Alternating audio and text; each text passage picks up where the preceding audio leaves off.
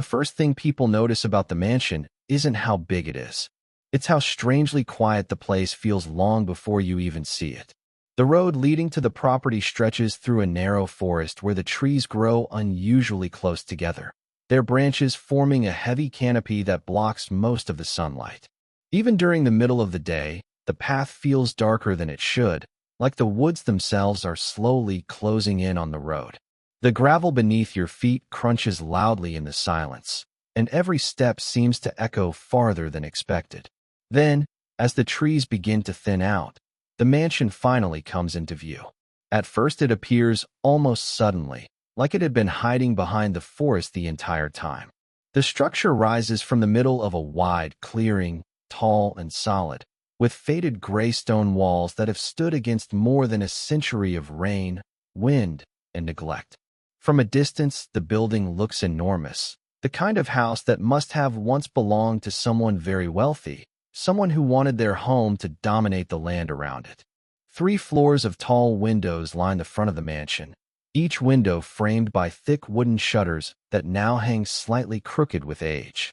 Some of the glass reflects the sky above, while others appear darker, like empty eyes staring out across the quiet clearing. The roof stretches wide over the building, its edges lined with old decorative trim that has begun to peel away in places, leaving behind the faint skeleton of what was once elegant craftsmanship. A long stone staircase leads up to the main entrance, where 2 heavy wooden doors sit beneath a tall archway supported by carved pillars. The doors themselves are massive, thick oak that has darkened over the years, the surface scratched and worn but still standing strong. Rusted iron handles hang from the center of each door, their metal dull and cold against the weathered wood. In front of the mansion, a circular driveway surrounds what used to be a fountain. The fountain now sits dry and cracked, its stone basin filled with rainwater, fallen leaves, and the thin green film of algae that forms when water is left untouched for too long. A broken statue once stood in the center of the fountain, but only the lower half remains, the upper portion long gone, leaving behind a jagged edge where the stone figure must have broken away years ago. Around the fountain, the remains of what was once a garden stretch outward in uneven patches. Wild grass has grown tall where carefully trimmed hedges once stood, and thorny vines crawl slowly along the ground, wrapping themselves around pieces of old stone borders that barely remain visible beneath the weeds. Here and there you can still see traces of the original layout, the faint curve of a walkway, the corner of a flower bed, the base of a metal arch that once held climbing roses.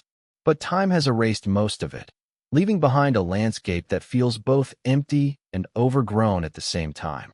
Tall trees stand scattered around the edges of the clearing, their shadows stretching across the grass like long dark fingers reaching toward the mansion. The wind moves through their branches occasionally, but the sound never seems to reach the house itself. The air around the building feels strangely still, as if the clearing exists in its own quiet pocket separate from the forest that surrounds it. Standing there, looking at the mansion from the outside, you can't help but notice how intact the structure remains despite its age. Many abandoned buildings collapse slowly over time. Roofs cave in, walls begin to lean, windows shatter from storms or vandals. But this mansion doesn't show those kinds of damage. The stone walls remain straight and solid, the roof still holds its shape, and most of the windows remain unbroken. It looks less like a place that has been abandoned and more like a place that has simply been left alone.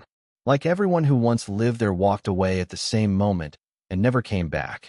As you move closer to the house, the details become clearer. The stone steps leading to the entrance are worn smooth in the center, evidence of thousands of footsteps that must have passed over them when the mansion was still alive with people. The porch stretches across the entire front of the building, supported by thick pillars that rise up toward the second-floor balcony. Dust and leaves have gathered in the corners of the porch, and thin spider webs connect parts of the railing, but the wood itself remains surprisingly sturdy. When the wind shifts slightly, the old front doors move just enough to produce a faint sound. Not quite a creak, more like the quiet shifting of wood that hasn't been touched in a very long time. Looking up from the porch, The windows on the second and third floors appear even darker than before. From the ground, it's impossible to see clearly inside them, but something about their stillness makes them feel different from the empty windows of other abandoned buildings. They don't look broken or hollow. They look watchful, like the mansion itself is quietly observing anyone who stands outside long enough to study it. But the strangest detail about the house isn't something you notice immediately. It's something you learn only after studying the place more carefully, after walking around its exterior and counting the tall windows that line each floor. 12 large windows belong to 12 separate bedrooms inside the mansion. 12 rooms built with enough space for guests, family members, or servants to sleep comfortably in a house that was clearly designed for many people to live together. Yet despite the size of the mansion and the number of rooms it holds, the building was constructed with only 2 toilets in the entire structure. Not 2 bathrooms on each floor. Not a private washroom attached to the larger bedrooms. Just 2 small toilets placed near the center of the first floor. No plumbing upstairs. No hidden additions built later. The mansion was designed from the beginning to hold 12 bedrooms, but only 2 toilets. And no one has ever been able to explain why. At first, the strange layout didn't seem important. Old mansions often have unusual designs, especially ones built more than 100 years ago when plumbing systems were still developing and architects experimented with different ideas. It was easy to assume that whoever built the mansion had simply made a strange decision, or perhaps planned to add more bathrooms later and never did. But the longer people studied the building, the less that explanation made sense. The mansion was clearly designed with great care. Every hallway connected perfectly to the next, the staircases were positioned in logical places, and each of the 12 bedrooms was evenly spaced across the second and third floors, as if someone had carefully planned the entire layout before the first stone was ever placed. The ceilings were high, the windows large, and the rooms themselves spacious enough that each one could easily have included its own washroom if the builders had wanted.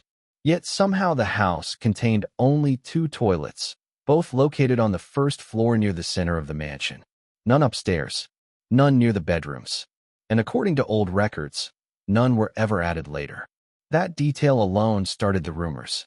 When the mansion was first abandoned decades ago, people assumed it would eventually fall apart, like most empty estates. But the structure remained standing year after year, almost untouched except for the slow growth of weeds and vines around the property. Eventually, curiosity began to grow. Local historians tried to track down information about the family who originally owned the mansion, hoping to understand why such a large house would be built in such a strange way. Old documents revealed that the estate had belonged to a wealthy landowner who had built the mansion during the late 1800s. At the time, it was considered one of the largest homes in the region, a symbol of wealth and status that stood proudly above the surrounding farmland. The family who lived there had money, servants, and enough resources to build almost anything they wanted, which made the design even more confusing. If they could afford 12 bedrooms and 3 floors of stone walls and carved woodwork, why would they build only 2 toilets for the entire house? For years, the question remained unanswered. Then something else was discovered that made the mystery even stranger. When the mansion was finally reopened after decades of abandonment, the people who entered the building noticed something unusual about the bedrooms. All 12 bedroom doors were closed. At first, that didn't seem like a big deal. In an empty house, doors are often left shut simply because no one has opened them in years. But when someone tried the handle on the first door, it didn't move. The door was locked. They tried the next one. Locked as well. One by one, every bedroom door they tested refused to open. All 12 rooms had been locked from the inside. That detail confused everyone who heard about it. A door locked from the inside usually means someone locked it while they were still inside the room. Yet the house had been abandoned for decades. No one had lived there during that time. No one had reported anyone entering or leaving the building. And yet somehow all 12 bedroom doors had been secured from the inside before the mansion was sealed and forgotten. When investigators finally managed to open the first room, they expected to find signs that someone had once lived there: furniture, clothing, or personal belongings left behind when the house was abandoned. but the room was almost empty. The bed frame remained, pushed neatly against one wall, and a wooden dresser stood beneath the window, but the rest of the space looked unusually clean compared to the rest of the dusty mansion. It was as if someone had taken the time to remove anything personal before leaving. The other rooms were similar. Each bedroom contained basic furniture, a bed frame, a small table, sometimes a chair near the window, but none of the rooms held photographs, letters, or anything that could explain who had slept there. The strange part was how identical the rooms appeared. Despite being spread across 2 floors, each bedroom had been arranged in almost the same way, with the bed facing the door and the window placed directly across from it. It almost looked intentional, as if someone wanted every person sleeping in those rooms to wake up facing the same direction every morning. The deeper investigators went into the mansion, the stranger the layout began to feel. The hallways were long and narrow, stretching across the upper floors in straight lines that connected each bedroom door like a row of quiet entrances. The floors creaked beneath each step, the sound echoing through the empty building in a way that made it difficult to tell exactly where the noise was coming from. Even the 2 toilets on the first floor looked unusual when examined closely. They were placed in small separate rooms at opposite ends of the main hallway, both connected to the same plumbing line that ran beneath the house. For a mansion of that size, the design seemed inconvenient and impractical, especially for a family wealthy enough to afford a much more comfortable layout. But the more people studied the building, the more they began to wonder if the strange design had been intentional.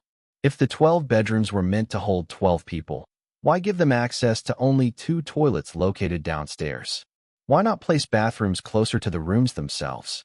Some historians began to speculate that the mansion might not have been used as a traditional home at all. Perhaps the rooms were intended for guests, workers, or even students if the house had once served as some kind of private institution.